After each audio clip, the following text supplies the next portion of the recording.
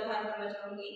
और साथ ही मैं यहाँ पे जो तस्वीर लगी सावित्रीबाई फुले, जिनके बदौलत मैं आज आप सभी के समक्ष खड़ी हूँ और बोल पा रही हूँ।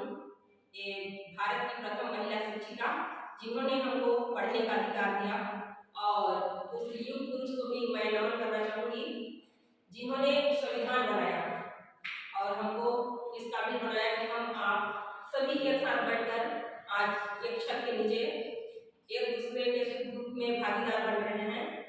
और आज अंतर्राष्ट्रीय महिला दिवस है। इसके अवसर पर आप सभी मातृशक्तियाँ, पितृशक्तियाँ यहाँ उपस्थित हैं। मैं आप सभी के चरणों में सादर से आभार करना चाहूँगी। आप सभी को पता था ना, कितने लोगों को नहीं पता।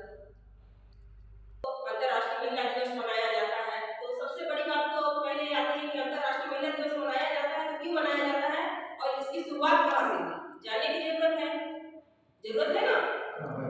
हाँ, तो अंतर्राष्ट्रीय महिला दिवस मैं थोड़ा बड़ा बताऊंगी। इसके पीछे बहुत लंबी कहानी है, बाकी भैया लोग हैं अपने उद्बोधन में बताएंगे।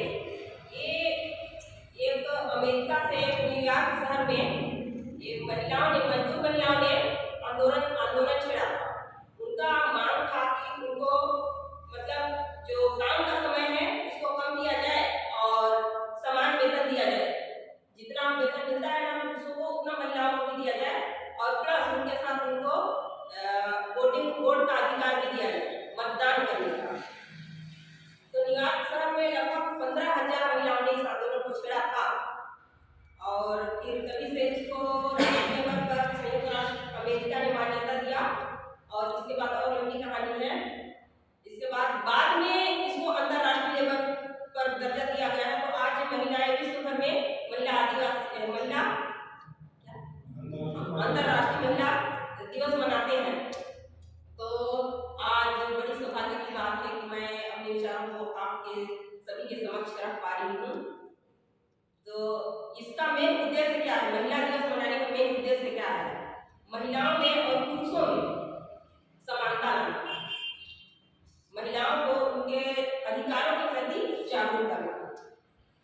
आजकल हम देखेंगे कहीं पर आज भी वो रूढ़ी प्रथा जो है ना चलन में, वो आज भी है।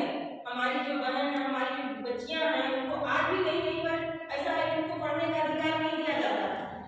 और जैसे चौथी पांचवी पढ़ लिए तो उनको घर वाले ही छोड़ा देते हैं कि अब क्या करोगे पढ़ लिख के, आगे तो तुमको दूसरे के यहाँ जाना है, शादी होगी, चूल्हा फूकना ही है। तो हमारा मकसद सिर्फ ये नहीं है पढ़ने का मतलब ये नहीं है कि हम सिर्फ अपने नाम दस्तक को भी जाने। आजकल जितने भी